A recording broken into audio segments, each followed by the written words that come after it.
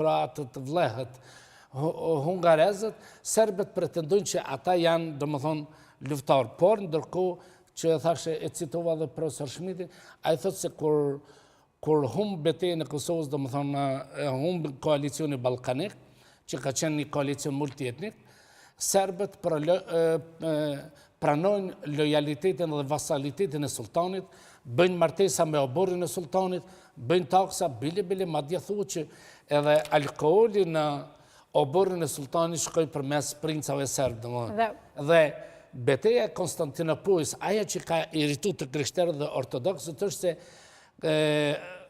Konstantinopoja ka rarë në kohën e Mehmetit të dytë pikërisht mendimin edhe të forcave serbe. E thash edhe njerë, nëse ka një popull që e kanë ndihmuar perandorinë osmane, kooperu, kampion janë serbët që kanë kooperu me perandorinë osmane, po ashtu serbët janë kampion edhe që kanë bashkëpunuar edhe me Gjon Turqit në shekullin 20 kundër të drejtave të shqiptare, prandaj është një konstrukt jo këgjë i rrenshëm, po totalisht është mitik dhe i rrenshëm, sepse serbët nuk janë viktima me madhe perandorisë osmane, absolut, sepse nëse ka qenë një kishe privilegjuar në kohën e perandorisë osmane, ka qenë kisha serbe, nëse ka qenë të privilegjuar si pakicin brenda perandorisë osmane, ka qenë serbet, bile edhe me 1908... Zotë Jokshini, a mund të kthejmë pak edhe në kontekstin aktual? Po flesit për mitin që është ndërtuar qysh herët, për një mit që Serbia vazhdon të përdor tashetutje. Kur do të marrë fund ky mit? Nëse ju parashikoni se ndonjëherë mund të marrë fund base me njojën e Republikës së Kosovës nga Serbia, se dua ta kontekstualizoj pak edhe me ngjarjet aktuale, se si Serbia vendoshet pikërisht në këtë ditë, kur e vënë në pak këtë viktimizimin të cilin ju e përmendët disa herë, kanë zgjedhur që të ushtrojnë, që të stërviten pikërisht në livadën e pasuleve, në zonën ku ka nisur i gjithë plani për agresionin në Bajnsk të Zveçanit. Unë e parafrazova dhe po këthene të pyetje juja është e mirë pa diskutim, por e thotë të rrugova në vitin 1989 në Der Spiegel që po i paralemraj serbët që mos vinë si hakmarës për ta festuar betejën, sepse ata vinin si kërcënues të shqiptarëve. Dhe rikthimi prap i këtij miti tregon domethënë që serbët s'kan heqë dorë nga ideja e Serbisë së Madhe, sepse prapa këtij miti më shihet konstrukti i Serbisë së Madhe. Dhe kjo tregon që potencialisht Serbia dëshiron domethënë konflikte dhe dëshiron lufta, por nuk duhet të harruar këtë, sepse nganjëherë analistat ose njerëzit që se njohin mirë historinë e hiperbolizojnë edhe luftat e serbëve. Armata serbe nuk janë legjendare që i paraqesin dhe serbët luftar. Nëse ka ndonjë armatë më çiçare është armata serbe, sepse gjithherë ka luftuar edhe në Bosnë, edhe në Kroaci, edhe në Kosovë, ka luftuar vetëm me civil. Në momentin kur është përballë me ushtri, gjithherë ka humbë. Por serbët e kanë përdorur një konjunkturë ndërkombëtare, që kanë pas në atë kohë Britaninë e Madhe, Francën dhe sidomos Rusinë.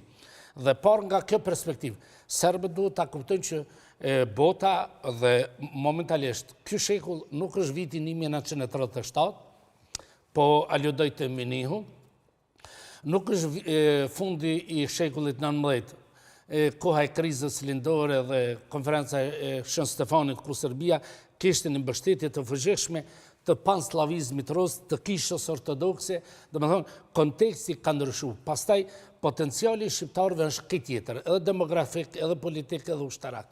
Domethënë, nëse ka dy kombe të mëdha janë shqiptarët, dhe nëse shqiptarët kanë mbijetuar në rrethana më të pafavorshme se tani, kthimi i serbëve te miti ose referenca te miti, unë mendoj që është edhe një lloj mallkimi për vetë serbët, sepse nëse vërtet ata pretendojnë ta ripërsërisin episodin e të kaluarës, unë mendoj që ka një shans ta humbin edhe Novë Pazarin, edhe Luginën, edhe Vojvodinën, domethënë sepse serbët pa përkrojën e Rusisë asnjëherë nuk kanë arrit ndonjë sukses. Të gjitha që i kanë, edhe shtetin që e kanë, është produkt i Rusisë, që është bërë në kohën e rivalitetit të një Evropë këtë tjetër, të Evropës së vjetër, ku ka pas një angazhim kundër influencës austro-gjermane, dhe në këtë kontekst Serbia ka operu. Dhe miti edhe sot, edhe atëherë, nuk përdoret si referencë historike, as si kulturë, përdoret për ta mohu ekzistencën e shqiptarëve, për ta mohu kontinuitetin e shqiptarëve këtu, dhe mbi gjitha përdoret si instrument për ta kamufluar. Po thoni se kjo do të vazhdoj edhe për shumë gjatë?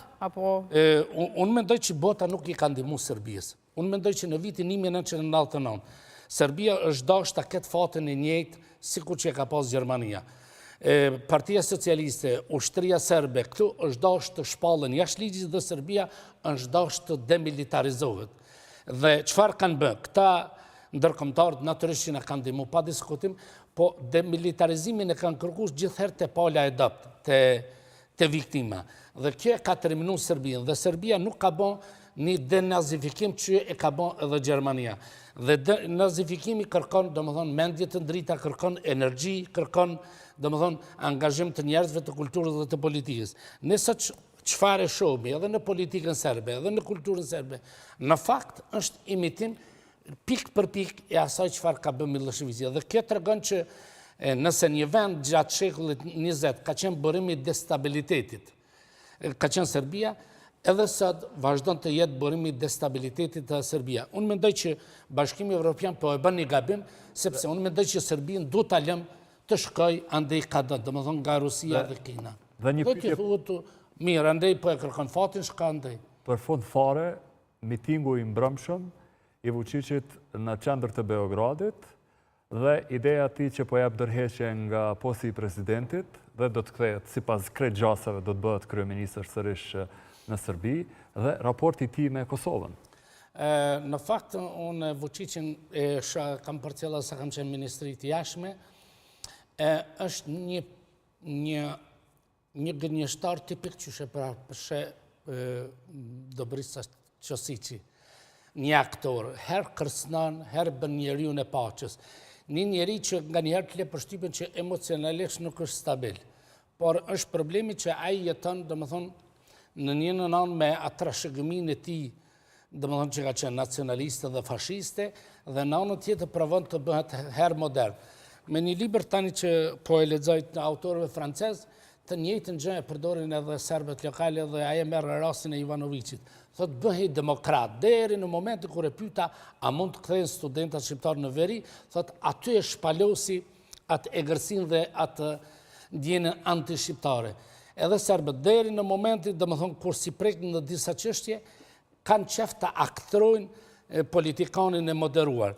Unë mendoj që Vučići është një mbetje e režimit të Miloševići, është një mbetje e asaj çfarë ka kriju elita politike me memorandumin e Akademisë Serbe të vitit 1900